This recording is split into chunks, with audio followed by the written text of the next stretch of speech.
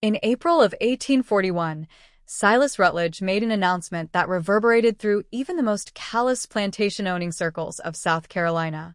He was placing his daughter, Catherine, a woman of 28 years who tipped the scales at over 260 pounds, under the absolute control of an enslaved man named Ezekiel Cross. Not as a nurse, not as a companion, but as her owner in every conceivable way, save for the legal paperwork.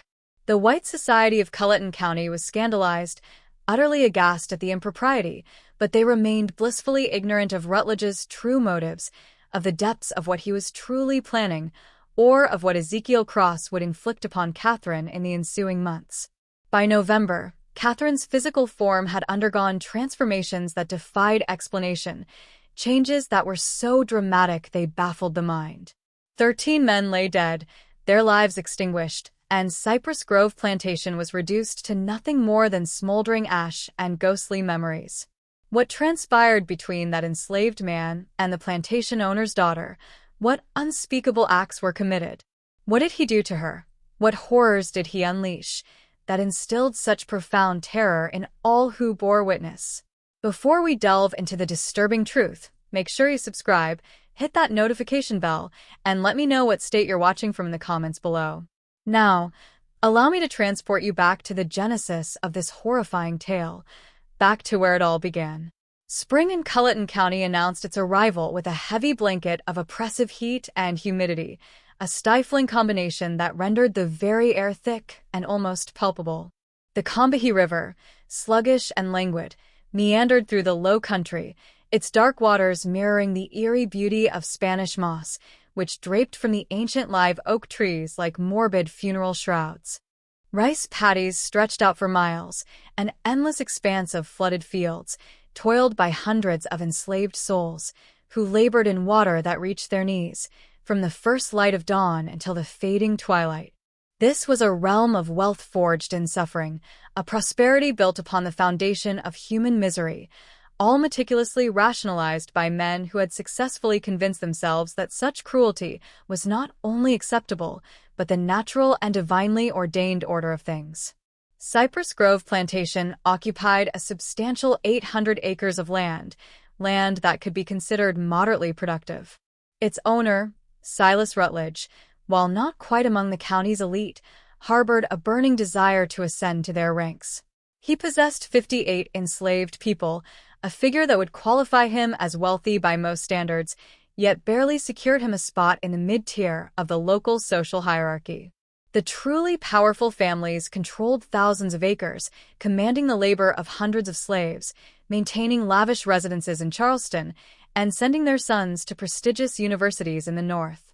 Their very names carried a weight, an influence that could open doors with ease or shatter reputations with a single, casually uttered word.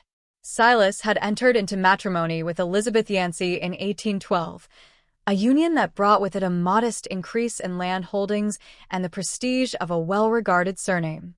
Elizabeth was a practical woman, known for her meticulous record-keeping and a seeming preoccupation with profit margins that overshadowed any aspirations for social advancement.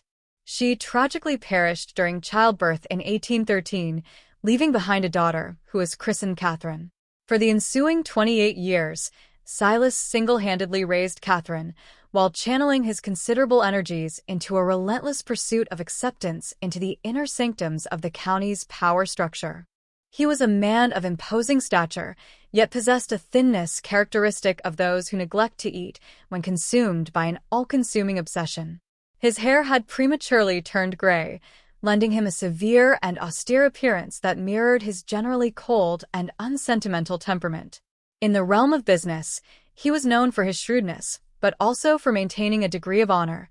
He was the kind of man who would negotiate aggressively but ultimately uphold his commitments. His daughter, Catherine, endured a childhood of relative isolation, educated by private tutors, never quite fitting in or finding a sense of belonging. By 1841, she was a woman of 28 years of age, carrying nearly 260 pounds on her frame, her body bloated and swollen from years of medications prescribed by physicians who diagnosed her with hysteria and various nebulous female nervous disorders. She was prone to violent episodes, characterized by uncontrolled screaming and the forceful throwing of objects.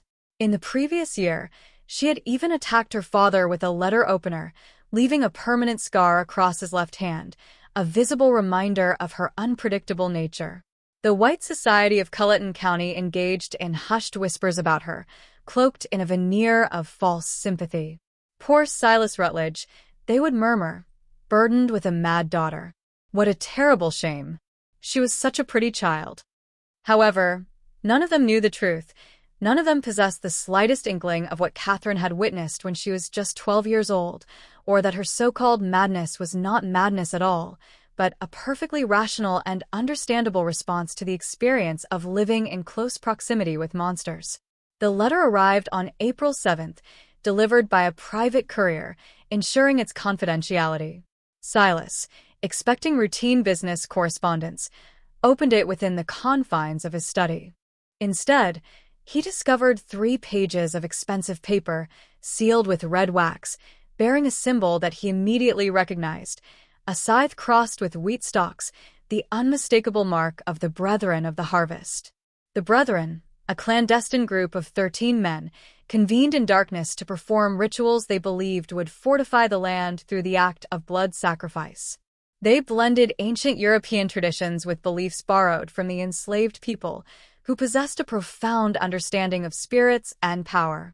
They held the conviction that the strong were destined to consume the weak, literally, when deemed necessary. Silas had undergone initiation into the Brethren back in 1822.